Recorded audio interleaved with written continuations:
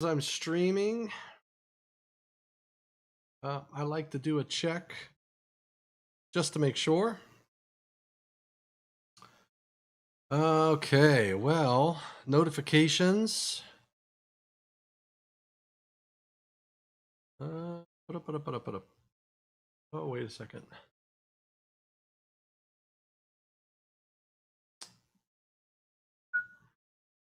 One second. Oh my goodness, I got too many windows open. I gotta close this, close this. I closed the wrong one. And let me open up my Restream IO and make sure that we are streaming. So it says we are live. And yep, it says we are live, and it says that we have been live. And oh, I got my live dashboard open, so I had it open twice now. Okay. You're live. Yeah, good. Welcome, everybody. We are. And today is a momentous day. Is that a word, momentous, or is that Mentos? It's a momentous day today because we have Nehad El-Sherif. This is two things. This is Nehad being put into the Buck 41 Hall of Fame, okay, and he's calling in from Cairo, Egypt. Welcome, Nehad.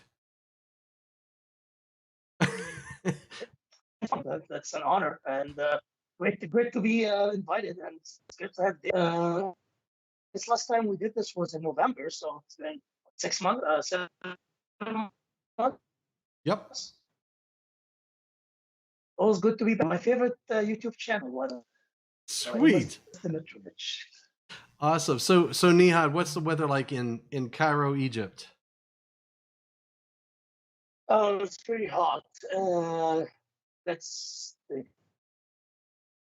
Today wasn't as bad considering it's 11 p.m. here, so I think 32 degrees, maybe. No, it was 33 during the day, so now I'm probably 27, 26. So probably high 70s, low Fahrenheit. High 70s? High 70s Fahrenheit, right? No, Yeah, I have to Celsius to Fahrenheit. Excellent. And we got Ryan Jackson and Tamaki Ono. Tamaki says, congratulations. And we've got Ryan Jackson in a hotel in Alabama, right where he should be. Awesome. Yeah. Thank you, Tamaki. Excellent. So Nehad, I put together a write-up. I put together that write-up. So you and I first met, I believe I was sitting around the table, around the wall at Code Panel 2 at the time. And you were presenting on the Special Purpose GFCI. That was when you worked for Littlefuse, I believe. And you had... That's correct. And you were the design engineer on that product. Is that right? That's right. And this was back in the 2017 cycle. So it would have been January 2015 in Hilton Head, South Carolina. And, we met, I think, it wasn't our first time that we met, Tom, but we met at the, I think it was PCIC probably. Yeah. Before maybe, right? It was San Francisco, I think. That's right. President of GFCIs, and we talked about the in Marina. I remember that. I think at the time, if I'm not mistaken, you were the product manager for GFCI, AFCI, Yep. Eaton, FCI, and GFCI product lines.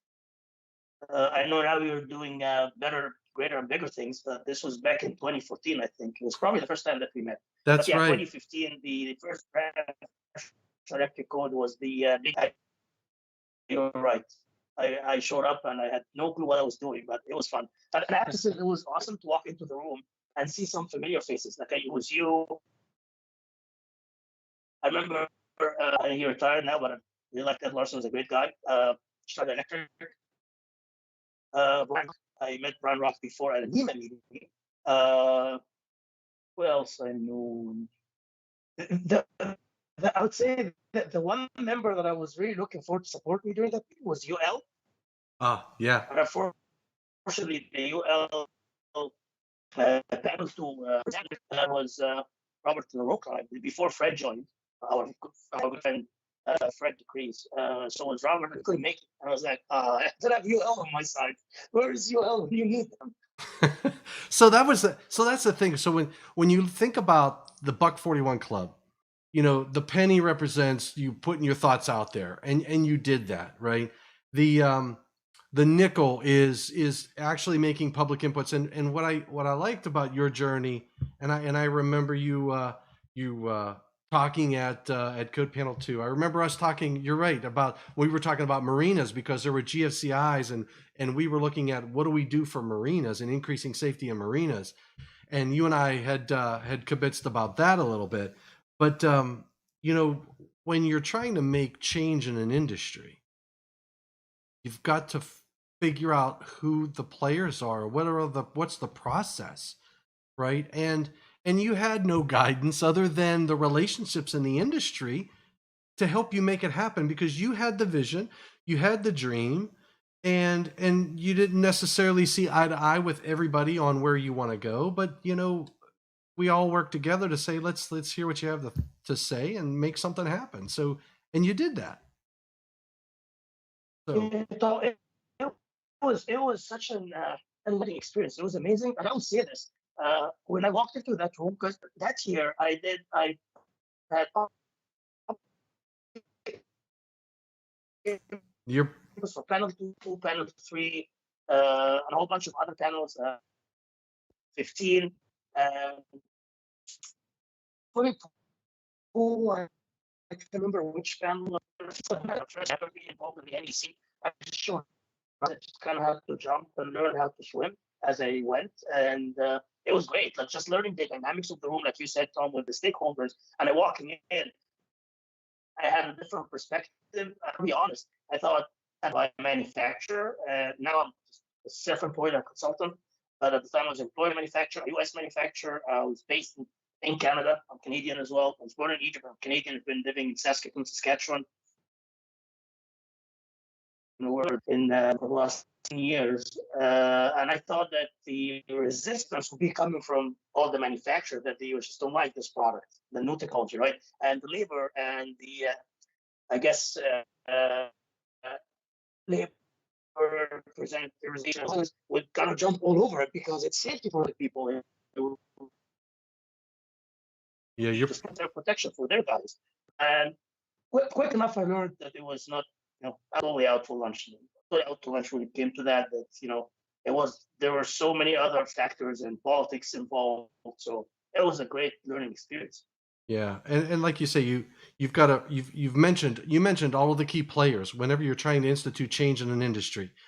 You talked about the electrical workers, right? The IBW, the contractors, independent electrical contractors, NECA, Underwriters Laboratory. You mentioned Underwriters Laboratory. So you were building all those relationships.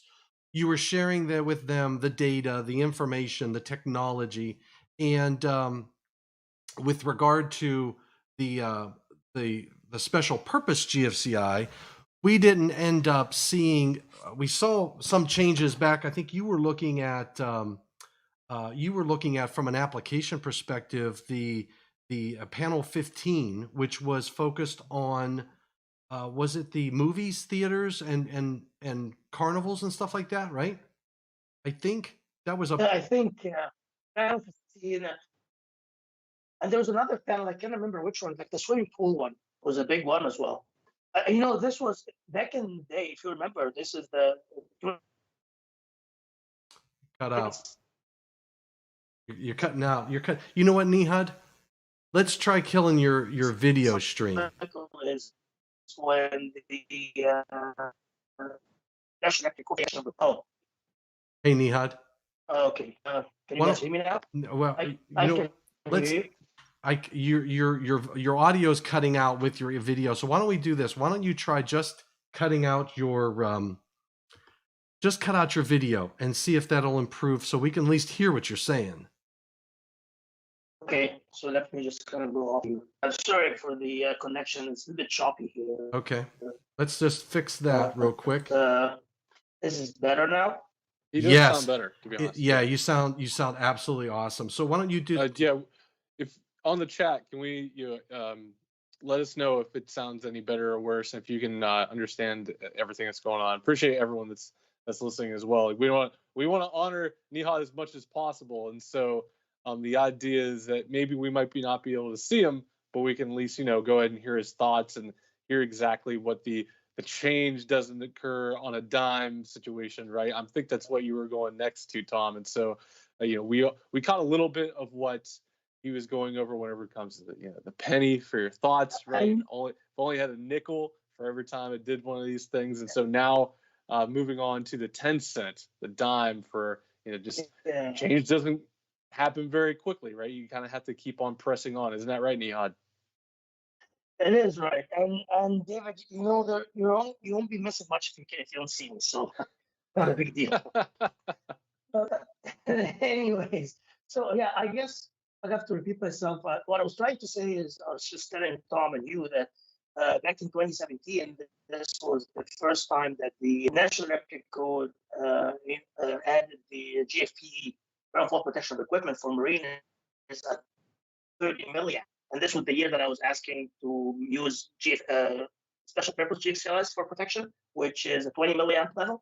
I mean, it was close, but not enough. I mean, it was a step forward. I can remember what panel it was, but it was, I think it was 15. Marinas, it's 15, if I remember correctly. Back in the day, there were 19, and now we have 18 panels. In 2017, there were 19. So, and I submitted public inputs to multiple panels. GFCI are everywhere, and it's kind of hard to trace them. Yeah, exactly. I got them mixed up a little bit. I got David Smith under Nehad. I've done that before, but that's an easy fix. So I'm just fixing our screens here, Nehad. So just nope. See, Nehad, you're in a tie. You don't have to worry about it, right? There you go. Yes. Yeah, I was feeling underdressed. I was telling Tom and David before the live that I left all my suits back in Canada, and now I'm looking. I've never looked that nice, David. Yeah, now it's back. Oh, there you go. There you go. Yeah, now you're everything, clean shave and everything. So absolutely. That's the Nehad that we all know and love. Thank you, Tom, and love you guys. Sorry about my connection. I hope this works with the streaming. You never know. Yeah, so you're doing a lot better. I mean, here's the thought. You're calling in from Egypt, Cairo, Egypt. This is the first time we've ever done an international call, and you've got to rely on the services that you have. And oh, by the way, there's a war going on over in Israel, which is not too far from you. So you've got to. It's amazing how things change and all that jazz. So James Smith, he's going to catch the replay. Steve Froming, still broken sound, but better than it was. All right. So Nehad, you had the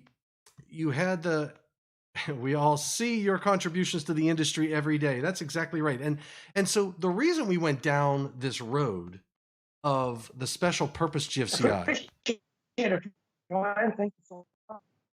Say what, Nehad? Say that again. I said the thanks, Ryan. I appreciate the comment. Oh, excellent.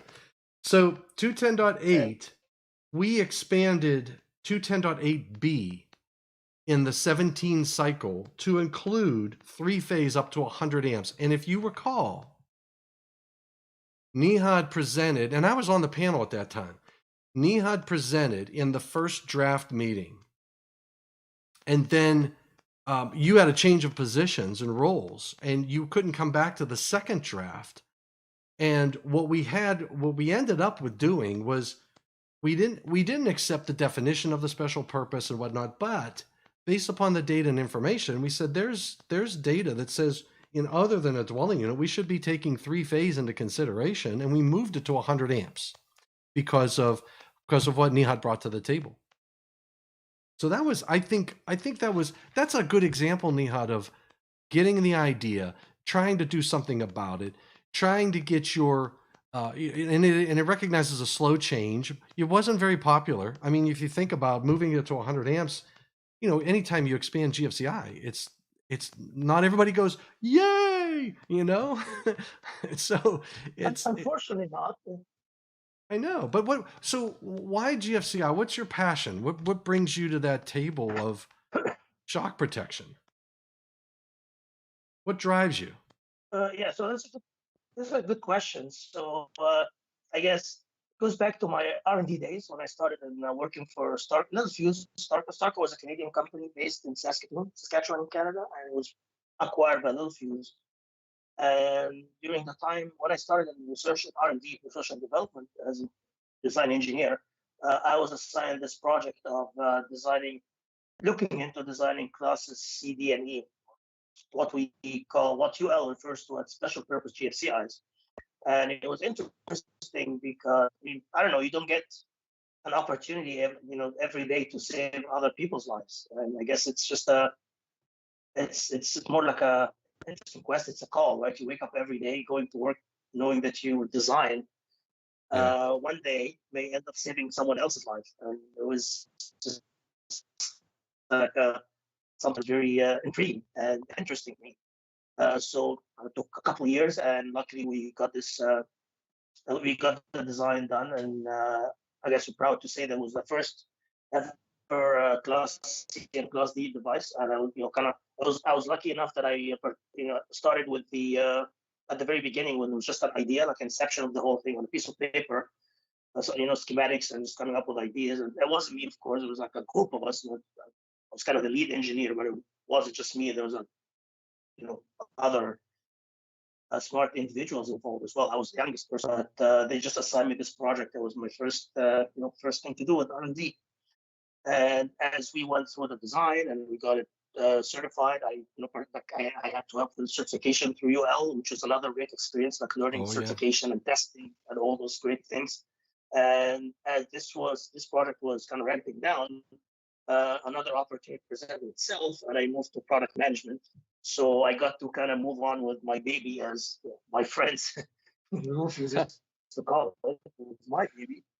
Because I would say it was the closest thing that anyone could ever get to a startup. You kind of start with the design phase of just like an idea on a piece of paper and take it all the way through certification.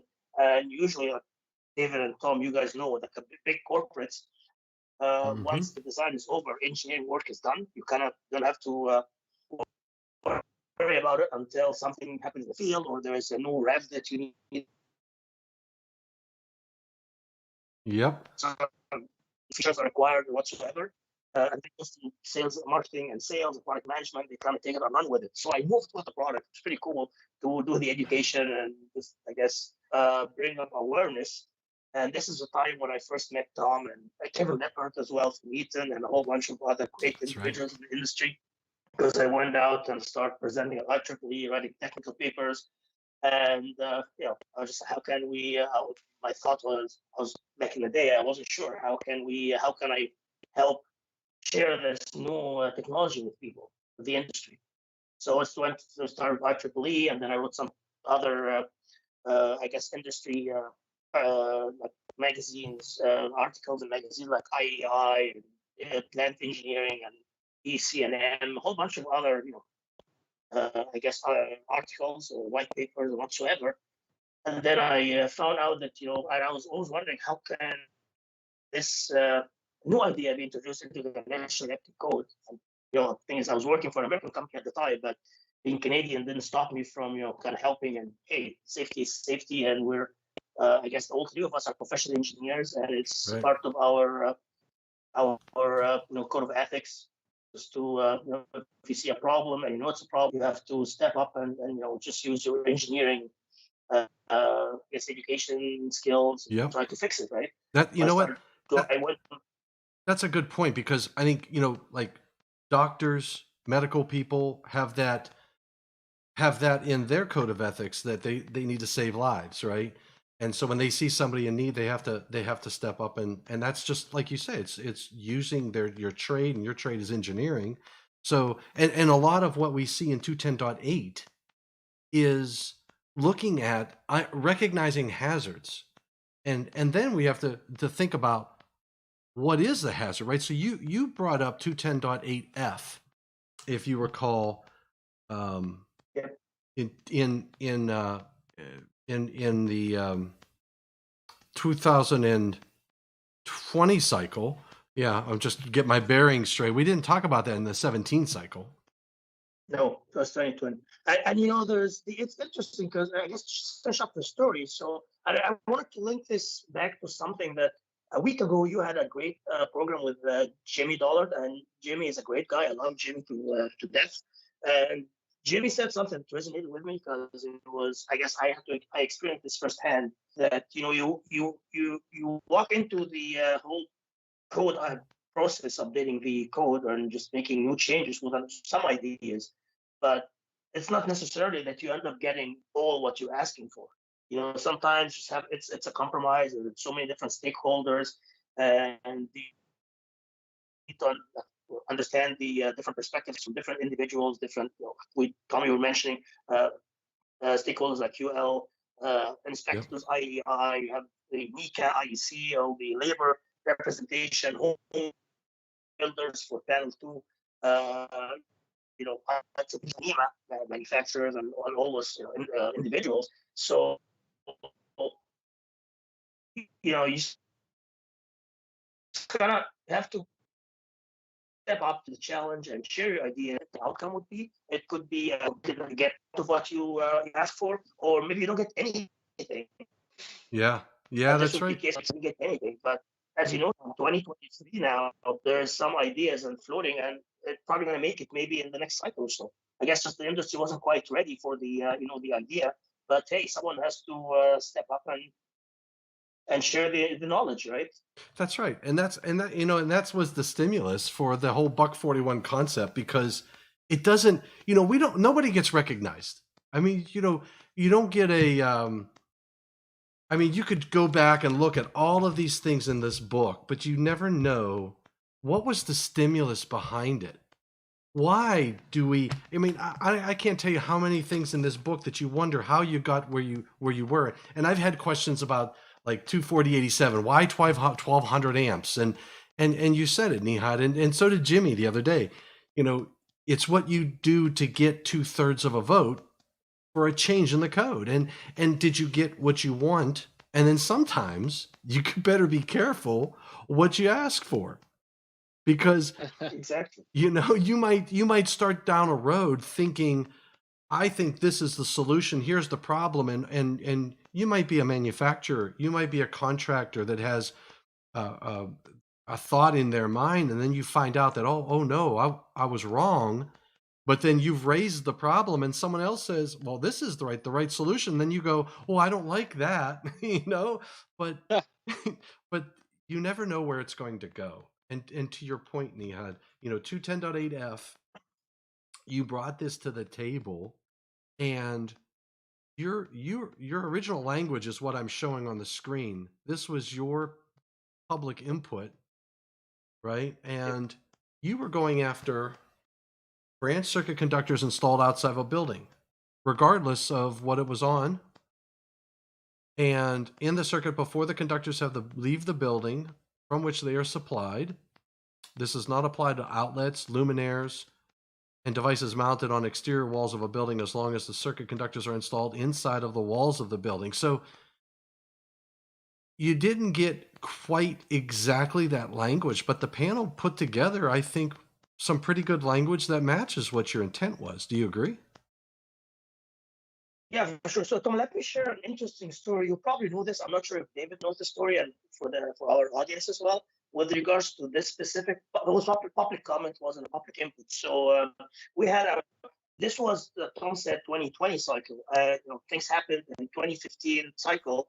2017 cycle. I showed up and I presented special purpose GFCIs. It didn't go quite as I planned, which was again okay. It was a great experience, learning experience. And for anyone who is listening to this video, this is not to deter you from stepping up and sharing your thoughts. Even if you get shut down, it doesn't matter, because trust me, you'll learn a lot from the process. Just going out there, putting yourself out there and your ideas in front of the panel of experts.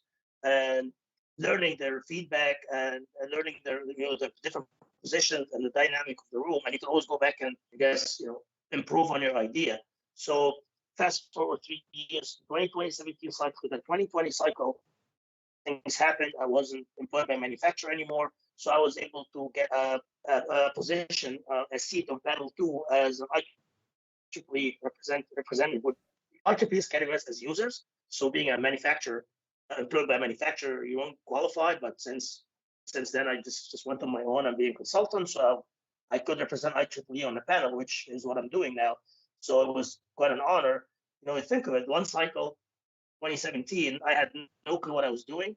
The following cycle, years later, one of the panel 2 members, and I get to vote, which is amazing. But I didn't expect this. But so with the process, for those who don't know exactly how the NEC works, so we had our first draft meeting in January, and then the second draft meeting happened in October, November time, for 3 years before they code. So for 2020, we had those meetings in 2017, January and November or October. I can't remember. And there's a public comment stage.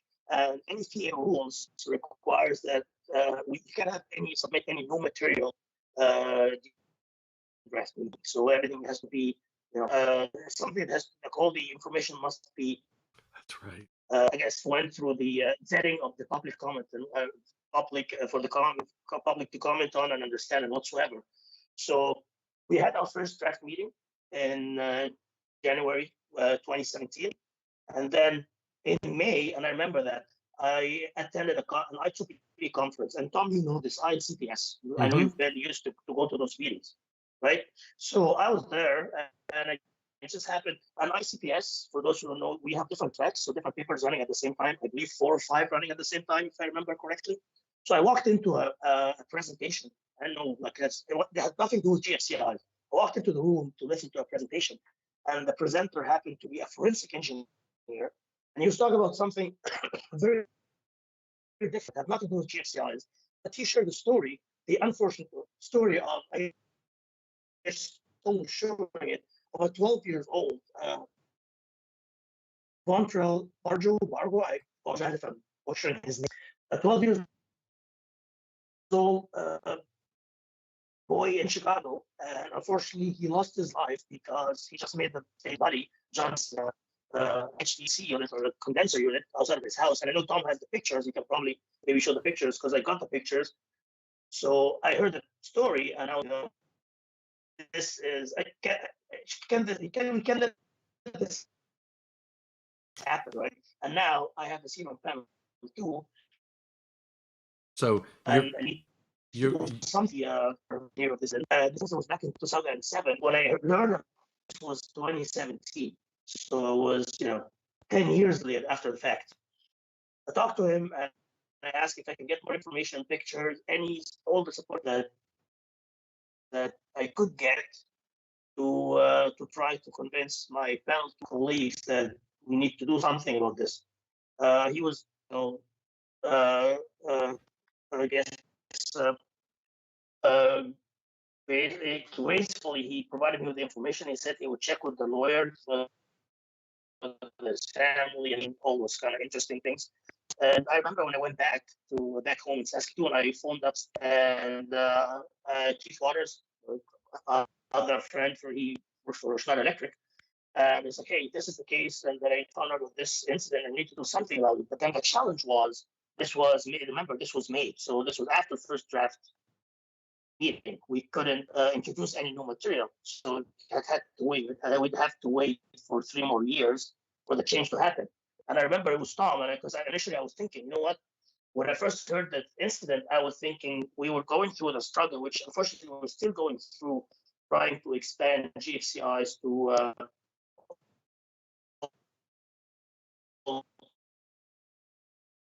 we lost you, Nehad. Circuits, and we lost you. It's now code includes 240 circuits, but back He can't hear us either. I'm still here. Yeah, you completely went away for a while there. So the connection just was, we just Sorry lost about you. my connection. Yeah, and I know you were talking about the 12-year-old Ventrola and providing getting information from the legal team because they had to speak to legal and whatnot to make sure Yeah. that you could share that information. And Ryan Jackson was saying he can't believe the victim blaming that. I hear when I teach blaming Yeah. it's really puzzling. I'm not sure if I understand what he's So saying. yeah, so essentially what he's saying is I hear it too, Ryan. Whenever I sit on these co-making, well, not co-making, but state adoption meetings, whenever you hear about particular people losing their lives who are victims, um, it's amazing the people who don't want that GFCI requirement to go in blame the victim for their own death, is Oh, what yes. Ryan Jackson was talking about. And Yeah. so I hear it a lot too. 210.af, Nehad has done great work with this. And I think it's one of the most significant parts of the 2020 NEC. And I would, even say, outside of maybe GFCI expanded to 250 volts, it partnered with that, right? Because you wouldn't get the air conditioner involved in that particular GFCI protection unless you change the scope of 210.8A Right. to expand all the way up to 150 volts ground or less. And So yeah, David, the 210.8A is only a receptacle outlet.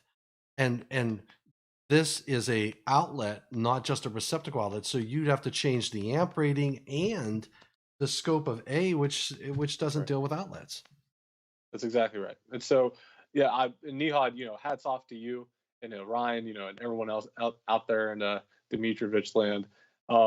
We see this, we hear it, right? And just the idea is to kind of share and to emulate Nihad, right? And his effort to put this into the NFPA 70 code and continue with the education, let people understand that this is about safety, right? This, like, almost all of the substantiation I've heard for GFCI expansion for the 2020 NC was, I hate to point this out, it's not only just deaths, but it is also the deaths of children, right? And so That's right. even though it shouldn't hit different, it does, right? And so we're not out here, this isn't all commercial, right? This is for electrical safety, and everyone needs to kind of understand that is really what it's about. And I think Nihad does a great job of representing that in that particular, that forefathers part, right, Tom? Right? I Mm-hmm. know we're going back to, the going back from the buck that you were talking about, but particularly for that quarter, that founding fathers part of knowing what's right.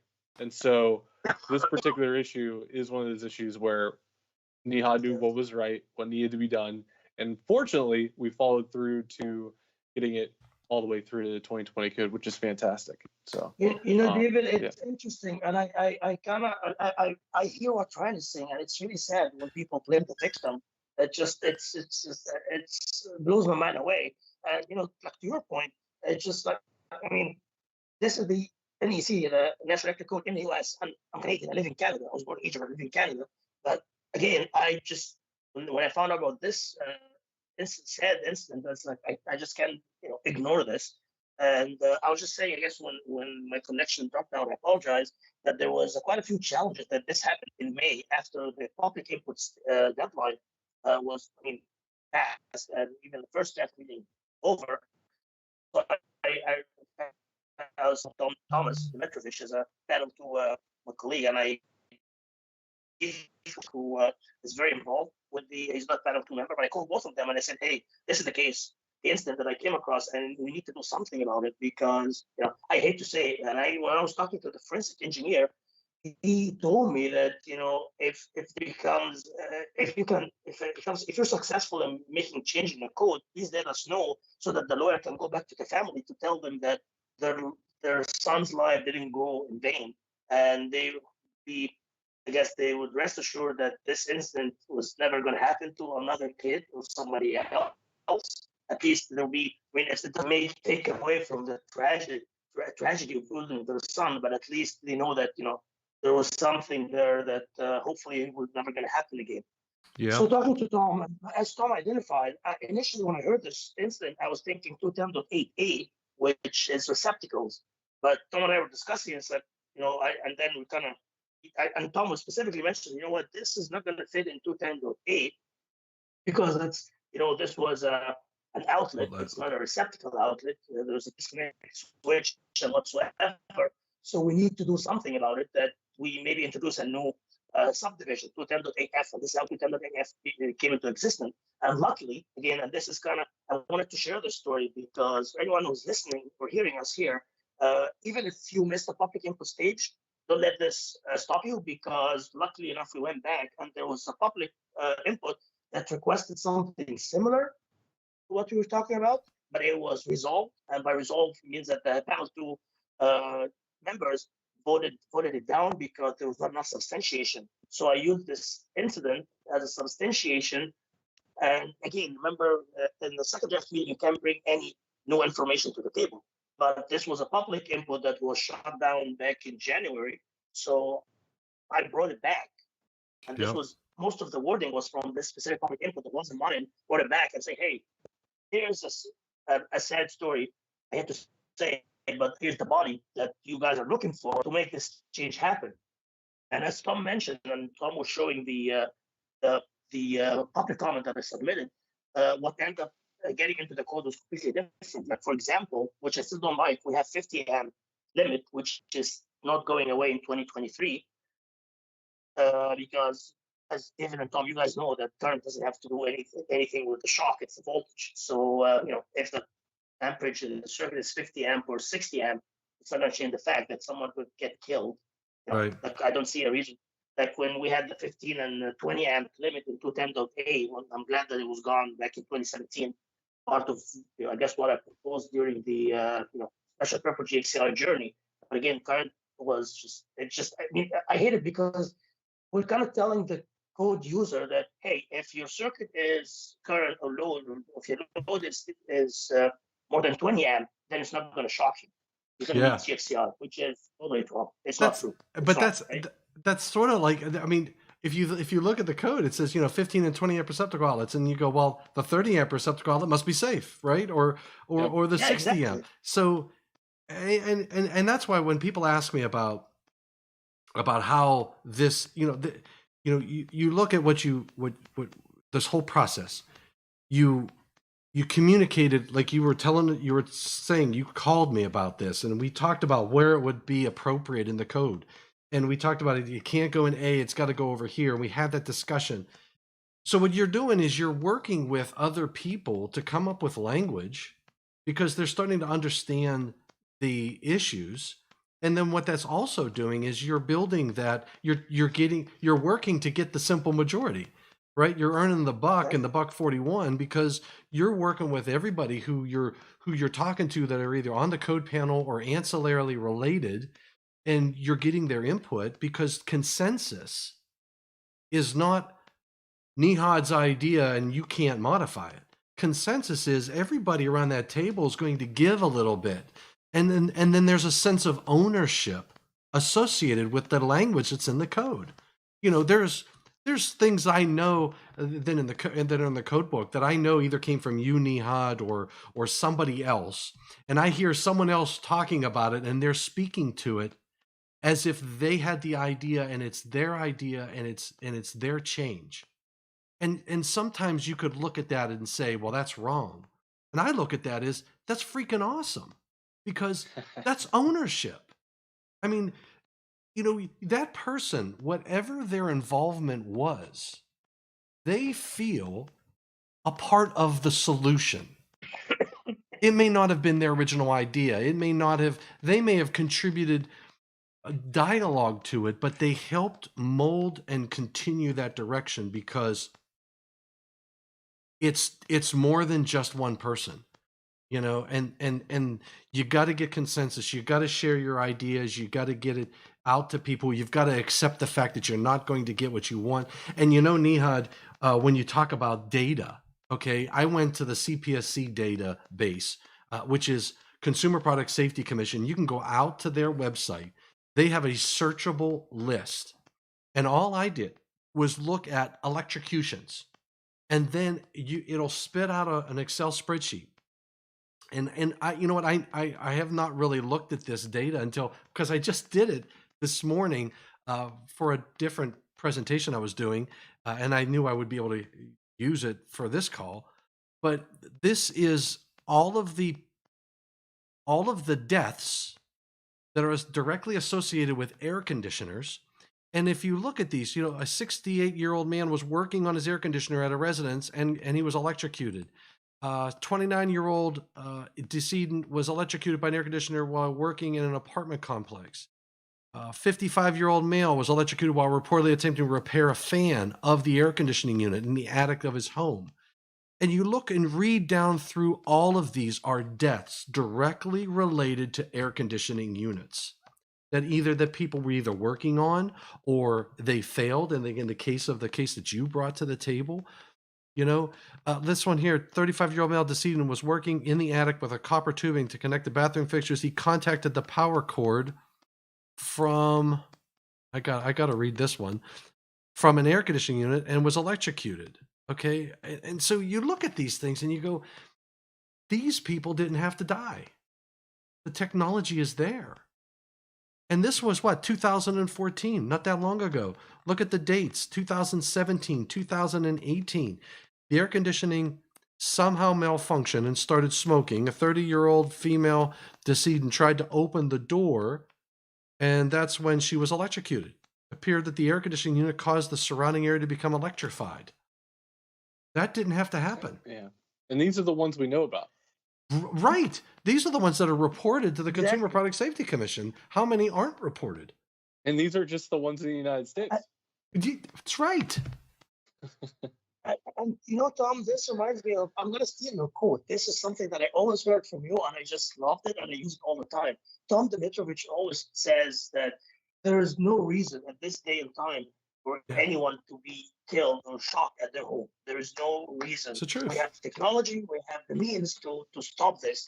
It's, to me, I mean, like Ryan said, it's an insult when people blame the victims or, oh, it's just not an isolated case. It just never happens. And they just, when people, and I'm insulted when people talk about, you know, how much money it's going to cost the home when you add 1 or 2 or 3, whatever GFCIs or AFCIs, whatever, you know, safety technology or products to the circuit. It just adds up to the cost of the house. Yeah, how much? What's the price tag on someone's life? Yeah. Yeah. And, you know, I'm not here to sell a product, right? I'm not here to sell a product. I'm not trying to sell more GFCIs or AFCIs. I'm just trying to do the right thing. And Tom and I had this conversation before. I believe that we are, like, I'm all for having GFCIs and AFCI protection everywhere in the house, the dwelling unit, and even in non-dwelling, other than dwelling units, like in commercial and industrial applications as well, because, you know, life is a life. It doesn't matter if you're at home or at work, you still need to be, everyone should be protected. But in my mind, I know Tom liked this analogy.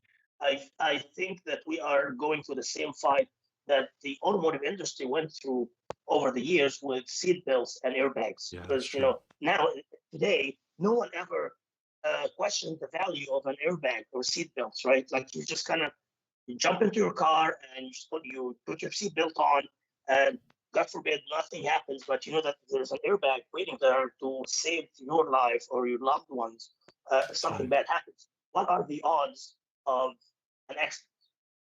With this, you know, how the highways are, the roads and technology and, you know, speed control or whatsoever, and now we're getting into the autonomous driving, it's very, very low. And I don't hear anyone asking to take the seatbelts out and the airbags out of the vehicle, because it just, you know, it's costing too much.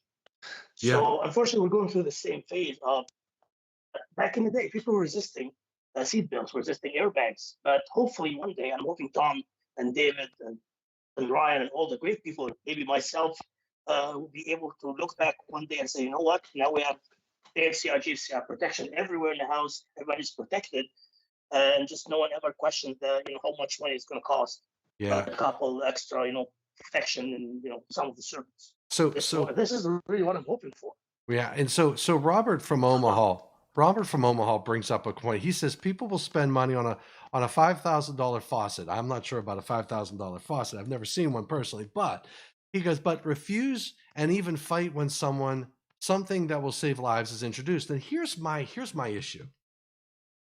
And this is why I started the ECCN network in our residential business unit back in the day when I was product manager of AFCIs and GFCIs. I would talk to homeowners.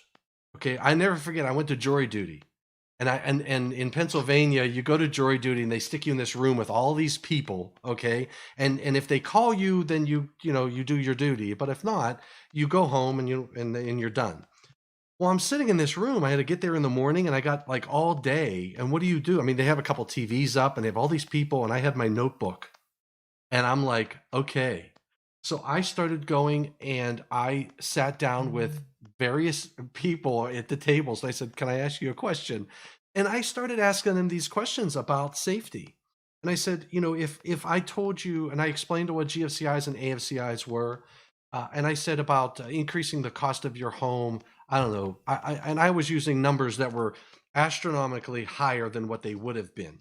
And when you talk to them, they would go, "Yeah, that's worth it to me."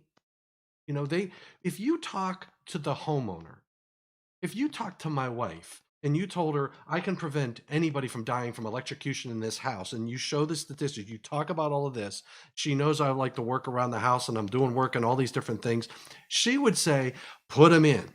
Okay. But here's what happens. It's not the homeowner who says no, right? It's sometimes the electrician or sometimes the builder who says no. If you actually got FaceTime with the owner of the house, you have a much better chance of helping them understand the value proposition because they're living in their home, right?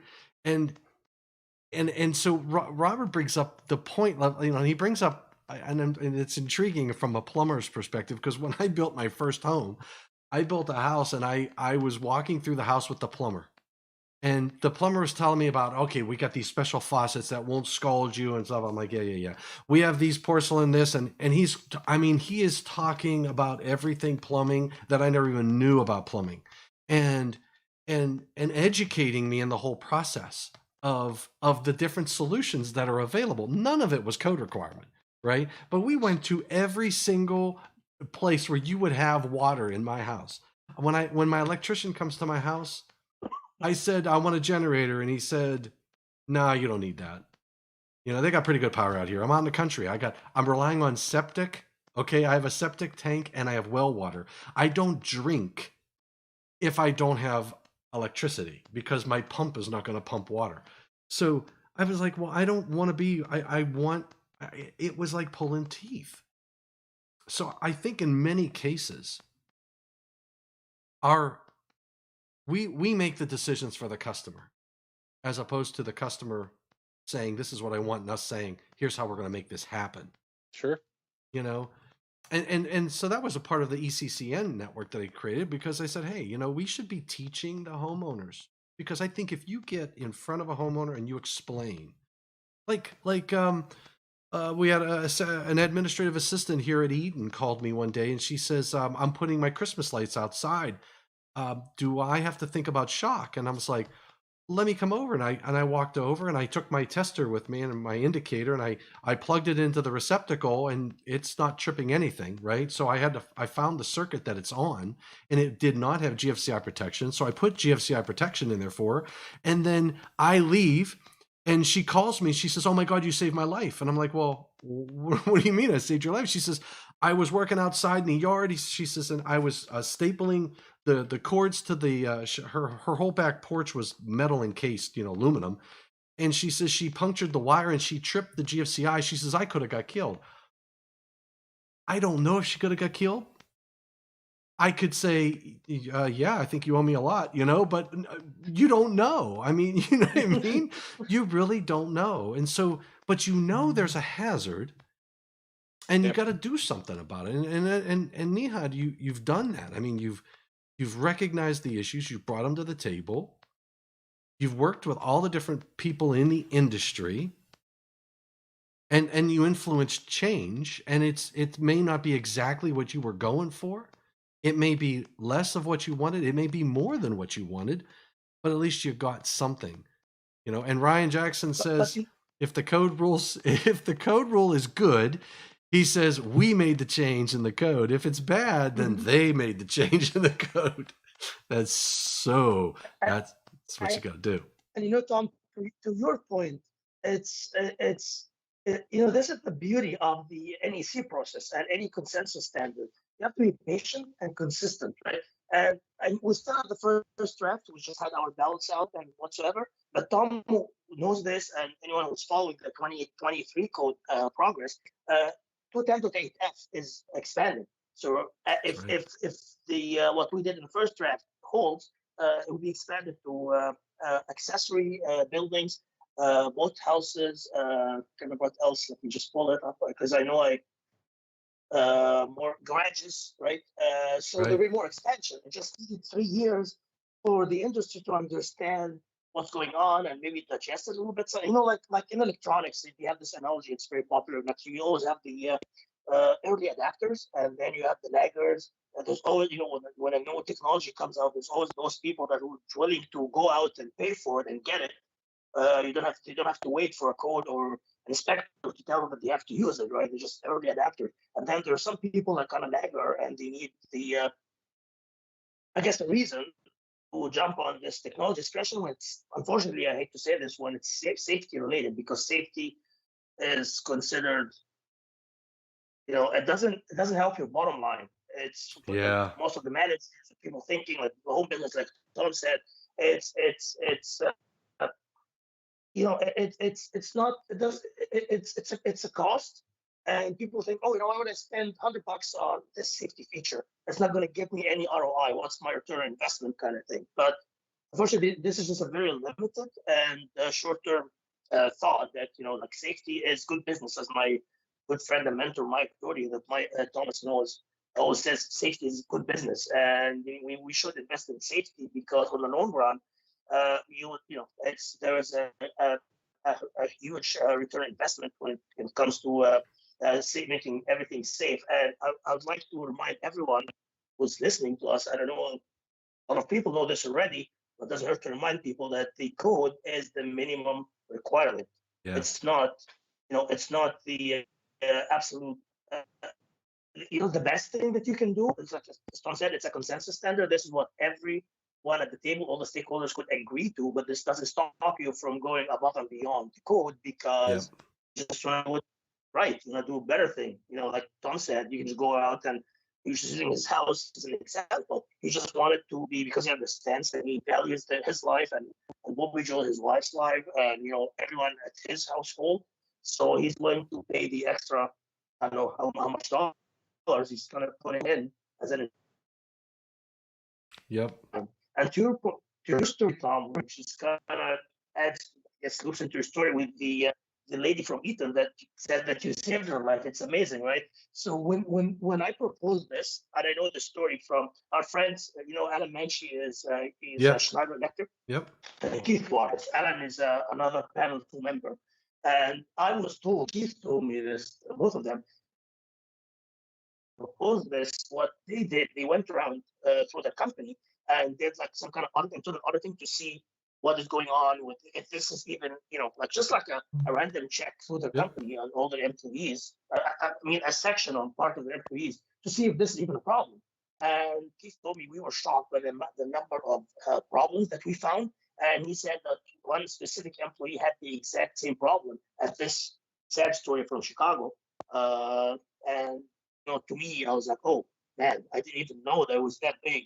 This was like more of a ticking bomb sitting in the backyard of someone that could have killed his or her son or daughter or the wife or whatever, right? Just sitting there, which when I hear people saying that this was an isolated incident, it's like, no, it's not. And if it happens once, it could happen twice and 3 times. You just need to have all the all the ingredients kind of taking place at the same time, and then boom, you have a perfect storm, and you end up having another incident.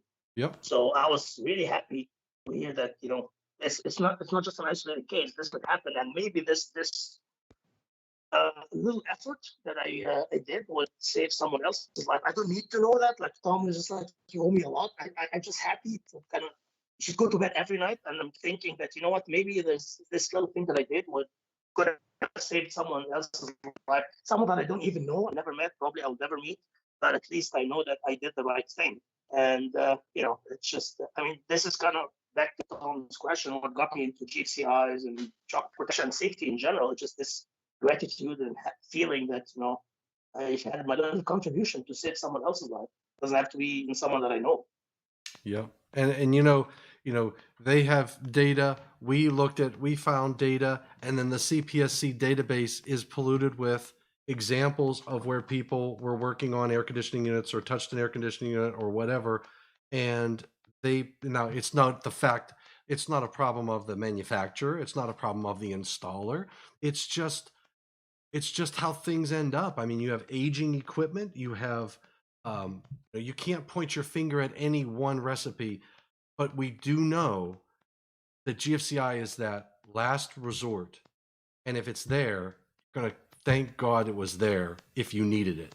And you can't put a price on that, and so, and to your point, Nihad, it is it is a minimum requirement, but you're doing all the right things, and I am I'm so happy that I know you, and I've watched you. I've watched you through your journey throughout the code, and I see your passion, and I watch you present, and I listen to your information, and then you'll bring the data. And I know sometimes you and I have had those conversations where we may not have agreed on what you were talking about. So, but then either you changed my, like Jimmy says, sometimes we'll disagree, and in some cases, you might be right, and I may never tell you that I thought, boy, you know what, he was right, but that's human beings. That's who we are. That's how we are, and I really appreciate you being a part of the electrical industry. So, and I thank you for what you do. I really do. It's an honor, Tom, that I know you, and I know David. Look, we haven't met in person yet, David, but I'm looking forward to meeting in person. Hopefully, after this COVID-19 blows over, because I, I, Tom and I had this conversation many times. Like, I used to travel quite a bit, not as much as Tom, of course, but I travel and I love traveling. And just as being locked down at home is just not my cup of tea. So I'm looking forward to it. I don't know. I guess we're getting closer to the end of the program, Tom. But I want to add one last thing Yeah. along this conversation. And I'm Ryan, by the way, Ryan Jackson. Thank you so much for your comment. I really appreciate it. And again, Ryan is another great person who does a lot of things for safety. And I watch some of his videos. He's amazing, and I look forward to meeting him in person one of these days, maybe at one of the code meetings or whatever. But back to since Thomas, you talk about the HVAC and like air conditioning specifically. I just want to share this story with people because I have a different angle. And I told you we had this conversation before. I wanted to share it for with David and with the rest of the audience. That what the first time I heard what so kind of fast forward.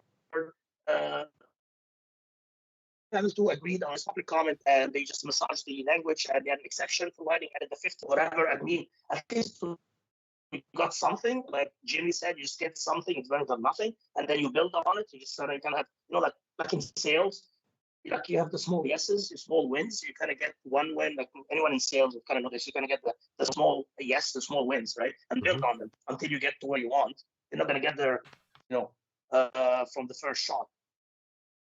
But I remember one day I got a call from our friend Thomas Brian Rock. Brian Rock is another Panel 2 member, great guy. And Brian told me that the HVAC industry is going ballistic over this 210.8F. And I had no clue when I submitted this public comment, just thinking of this poor kid that he could have been with us today, and he would have been 26 years old because he lost his life at 12, unfortunately, because of this incident. He could have been here like a young gentleman, 26 years old, lost his life, unfortunately. But Brian told me that the HVAC industry is going really, losing it because the leakage current and GFCI's nuisance strip, and of course, before this requirement in the 2020 code, when you hardwire HVAC, like the conditioner outside of the house. It just doesn't require GFCI protection. So the leakage can be whatever it is. It's just a circuit breaker protecting the branch circuit, feeding this HVAC unit is just never going to, catch it because it's just too low. It's just much lower than the trip current of a breaker. So Brian told me that there's a lot of things. And if anyone, if you're involved with the NEC process and all the TIAs, the tentative interim amendments, and there's a big buzz in the HVAC industry, and just this whole David kind of shaking his head. I know it's with their code adoption, and I was thinking to myself one day, like, oh man, I really opened up a can of worms. I didn't mean to make anybody's life harder. I just did what I thought was right. I just wanted to make sure that no one else loses their life like this, or the incident of this poor Chicago boy, Varel. Sorry, I forgot the name, but I mean, I just didn't want this to happen again. And being a panel 2 member, I felt it's my due diligence to make sure that this just doesn't happen again, and no one else would lose their life because of something that we can easily fix, and incident would never happen again. Yep. But I was thinking to myself, and I said, you know what? Actually, I didn't open. I mean, this is it's not that it's not a bad thing. Actually, it's a good thing. And here's my point. And Tom, you know this because we had this conversation before. I'm thinking to myself, yes, I'm making the HVAC industry suffering now, and they probably hate me. I'm probably the most wanted guy on the list these days. But I know that, and I know this from my experience as an R&D, a design engineer back in the day. There's a lot of amazing and brilliant people out there, great engineers, great minds out there, and they can. I'm 100% positive that they will find a solution to this leakage current. The problem is with the for those who don't know that the if you have any power conversion like VFDs, variable frequency drives that they use to control the speed of the motors in your AC unit, especially the mini splits. Apparently, the leakage current is higher than the 6 milliamp, which is the limit for a Class A GFCI.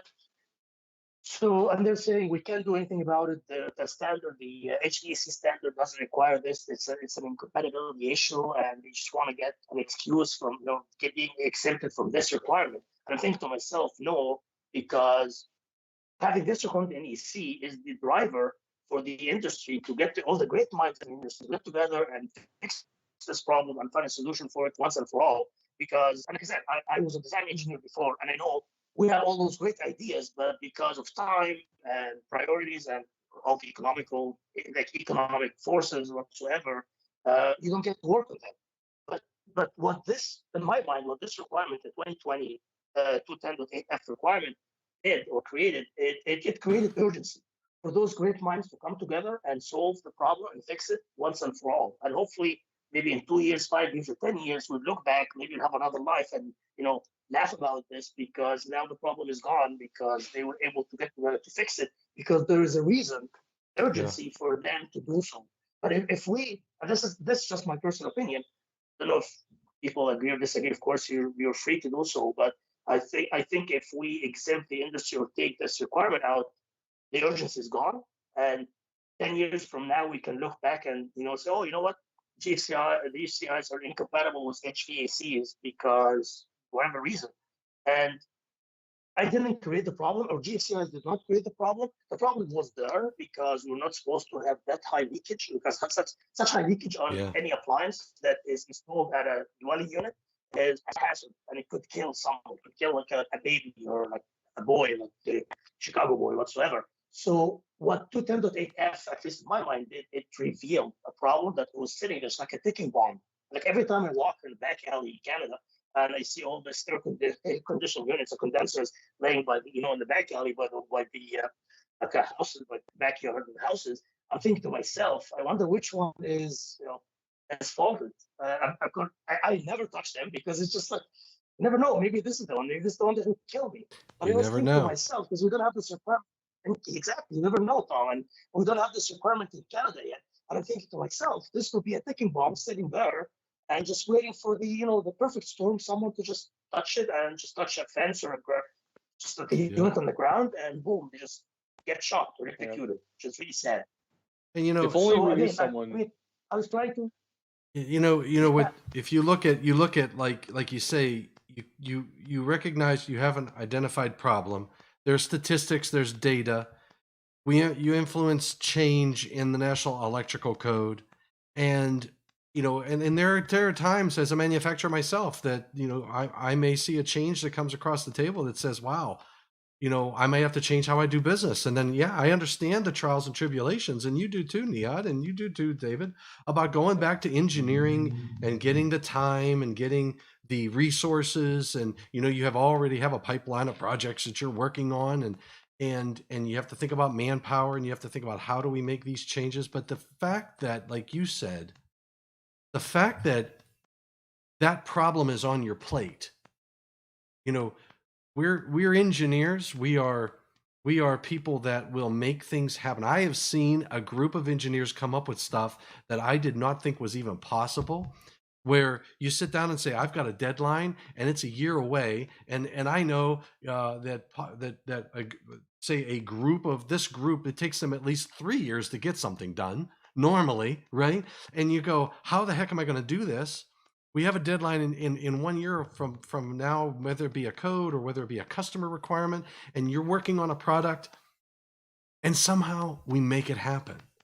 And so, and I think that it's, priorities shift. And I was just talking to my cousin who works for Westinghouse, and those guys up there, they have what they call a skunk works. These engineers put a sign up at 5:00 p.m. and say skunk work time, and they spend their time working on new things and new ideas. And we as individuals, I mean, this program starts at 5:00. We're doing this after hours, right? David's after hours. We're working on these things after hours. It's part of what we do. It's a commitment that you have. It's a passion, and that's what drives you. Some people's passion is fishing, hunting, playing cards or gambling, whatever your passion is, right? It just so happens that people like Nehad and David and I and Ryan Jackson and Robert from Omaha and Yep. Steve Froming and all of these individuals, their passion is around electrical safety, and they love to share what they know. They like to see an influence change. I know I could point to numerous things in the code that Ryan Jackson's influenced. Mike Holt, Jim Dollard, Mike Johnston. There are all these people, Larry Ayer, that are influencing change, and that's what we do. It's driving that, and then, like you said, you create this what you perceived problem, but it's not you didn't create the problem. The problem was there. You just elevated the awareness of it, and now people say, hey, how do we address this? And we have a whole industry of people working on it together. We have meetings with all of these different people in the industry, but what you did was you put it into overdrive, right? You said, what's James Smith says, let's kick this in gear or whatever. I can't even think of what he says. Pop the clutch. It's pop the clutch. That's right. And that's what you're doing, Nehad, and that's what other people are doing, and that's why I'm just honored to have you in the Buck 41 Club. And Appreciate it, Tom. making I it really happen. appreciate it.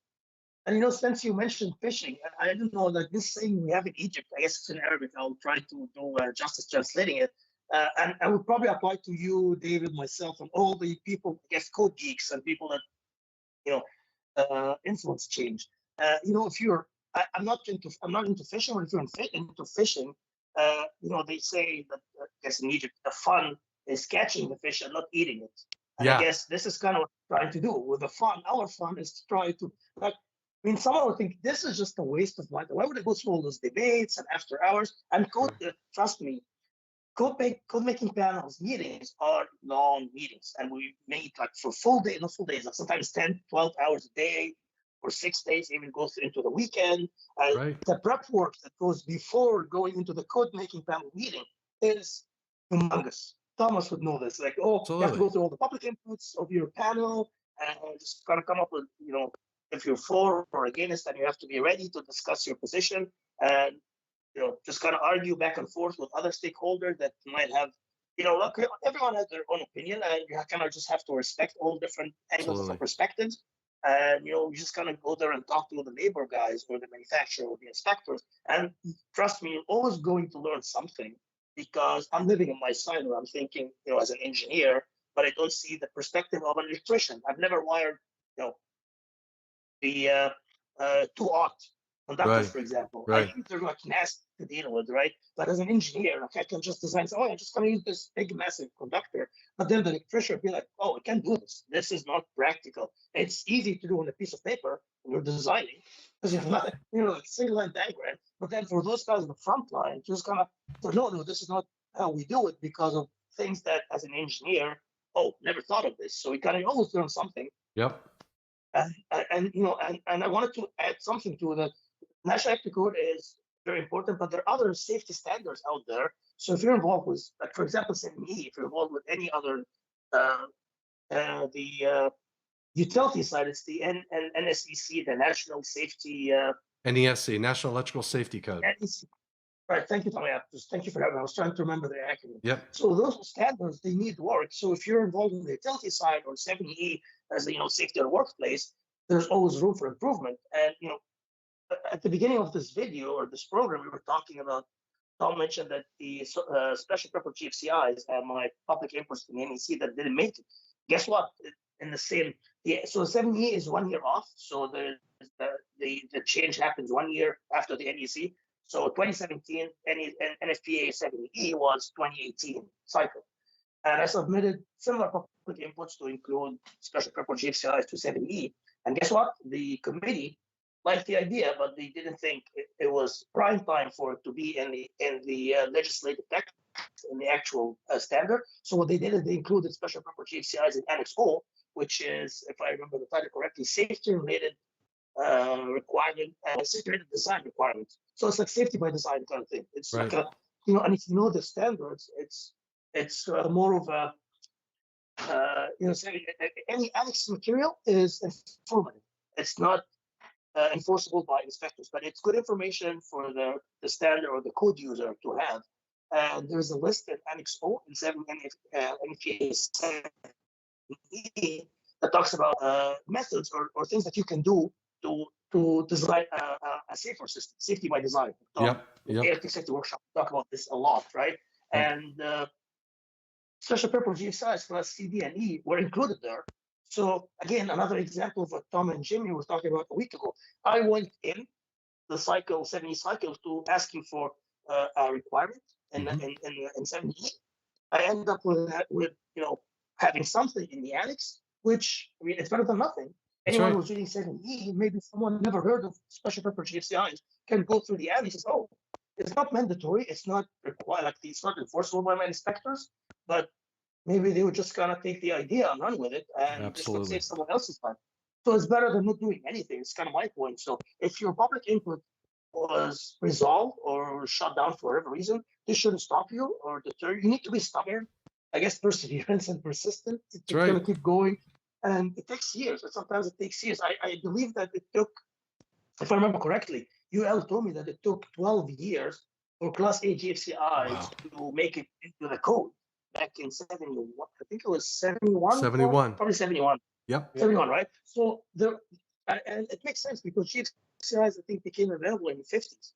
So it took 3 cycles for GFCIs to make it to the code. And 50 years later, we're thinking GFCIs are just like ubiquitous. Like I like to use ubiquitous because it's a word that I never get to use. So they're everywhere in the code, right? Absolutely.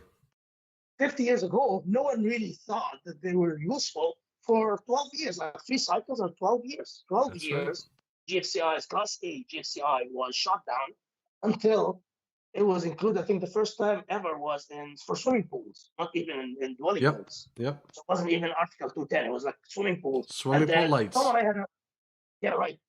I had a paper, presented a paper a year ago, last year, ESW.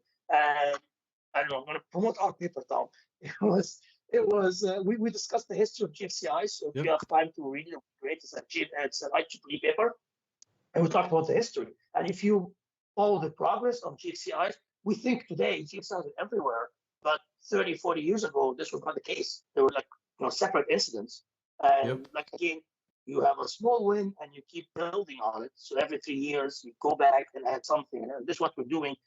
My goal, and I know Tom agrees with me on this, will hopefully one day, maybe next cycle, unfortunately, it's not happening this cycle, but it looks of it, that maybe soon enough, we'll be able to get AFCIs and GFCIs everywhere in a dwelling unit.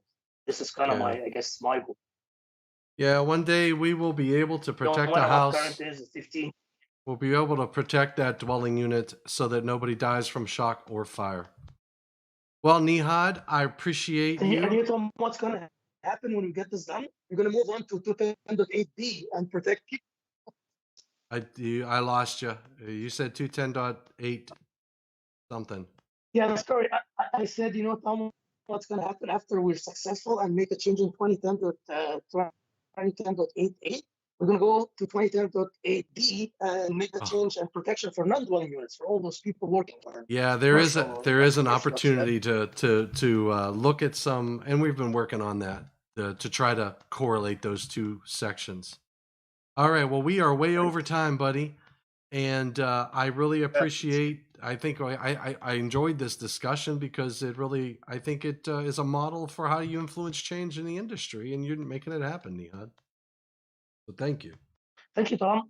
Thank you, David, and thank you for having me. And again, I apologize for my choppy connection, but you know, you should have been in Canada, but some personal reasons, like my mom is not doing well, so I just came down to help her. So Absolutely. yeah, hopefully she's doing better now. So otherwise, I'll be back home in Canada, better connection, and I look forward to being able to travel again and just go visit my friends in Tom in US and everywhere. Absolutely. And meet David first time, hopefully, and Ryan Jackson and all those great people, like-minded. Tom said, we're talking about this today, like great minds think alike. So hopefully you get to meet all the great minds out there and learn from them.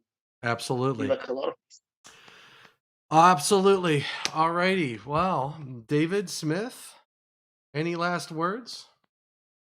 No, I think I'm very glad that we were finally able to honor Nehad, and we appreciate him coming on the not normal Tuesday, a special edition just for Nehad for the Buck 41 Club. That's right. But he's a good example of what this club is all about. And I was kind of just thinking, whenever you were talking about how people kind of own particular code changes, and names, there are names in the front of the book, but the names should probably be scattered all throughout, right? There's fingerprints everywhere, and it's all part of the industry. And so if we had an all code team, right, this is the way it's saying they do in sports, are like a most valuable code making panel member, something like that, right? We don't quite give those awards out. MVPs. Maybe we should. Yeah. But the Buck 41 Club is kind of a proxy for that, and I believe that Nehad is absolutely deserving of it. So appreciate everything you do for the industry, and yeah, keep on doing the good work. Maybe you can maybe, who knows, maybe we can have a Matai 282 member. Oh my gosh. Thank you, David. And Tom, I know that you'll be adding more people into the Buck 41 club, which is an honor. And I really look forward to the day that maybe we can get together, all of us, as Buck 41 members. Absolutely. Get like membership cards or something. For sure. It'd be amazing. Maybe at one of the NFPA meetings or something, we all get together. And because I know Jimmy Dollars very well, but I know that I won't know everyone in person. Or maybe like heard of, and like David said, and Tom, the people will have their fingerprints all over the codes and standards, and you never know. Maybe something that someone did many years back saved my life or your life. That's right. It's just today, right? That's right. So this is kind of what I'm living for. Hopefully, when I'm gone, I can kind of leave something, and I don't know. I don't have to. I'm not waiting for a thank you. Just this feel that maybe I did something that would save someone else's life in the future. It would be amazing.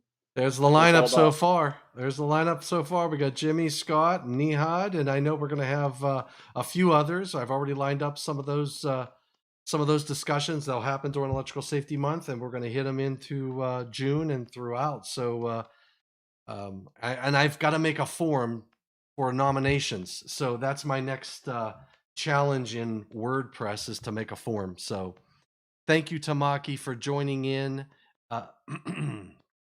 Live overpriced, better have place like this to educate the importance of safety. And Robert, and we had who else do we have? We had Ryan, always good guys, smart people. Steve Froming, James Smith, So we had a good crew, and this is going to be out on our YouTube channel and on LinkedIn and on Facebook. So check that out. And Nehad, thank you very much. We're going to sign off on this one. We're going to call this one Thank you, Thomas. a take. Yeah, thank you, Thomas. Thank you, David. You guys have a great evening. You do the same. It's midnight his time right now, believe it or not. Right. Yeah, it's after midnight. Yeah, That's cool. and So it is worth it. I would do this at a heartbeat. It was worth it to stay up late and do this because this is important. Like Tom said, we do this like extracurricular activity after hours. yeah, But it's very important. And hopefully, like Tamaki said, it's just educational. We try to share our knowledge with people, teach each other, and learn from each other. And you never know. Maybe one thing you say to or we said today would just change someone else's life. that's exactly right. All right, everybody. Well, thanks for joining in. Thanks for watching. Thanks for sticking with us. Our 1 hour, our 60-minute show went 81 minutes today, and Ryan and David Rodriguez and Tamaki and Robert from Omaha, everybody hung in there. So thank you very much. We will see you tomorrow night. Russ Seyfried and I and David, are you going to be there? We're going to be talking about getting out of the arc flash boundary with remote operations. You're not going to want to miss that one. We're going to be talking about safe work practices. Russ is with CBS ArcSafe, and he has solutions. We have solutions. He's like, well, you guys make solutions and they compete with ours. I'm like, well, we're talking about electrical safety. I'm not here about talking about competition or anything like that. It's all about promoting electrical safety. So that's what it's all about. So stay tuned for tune in for tomorrow, 5:00 p.m. Eastern, same bat time, same bat channel. And I'll be wearing a different bat tie. And tomorrow I got to present on NFPA. Jeff Sargent said, I want you to wear I got to wear my red tie, my power tie for tomorrow. I'm doing some sort of session live with them tomorrow afternoon. So we will see everybody online tomorrow night, 5:00. All right. Thanks, everybody. I'm going to shut down the feed now. So take care, stay safe, and remember, stay healthy.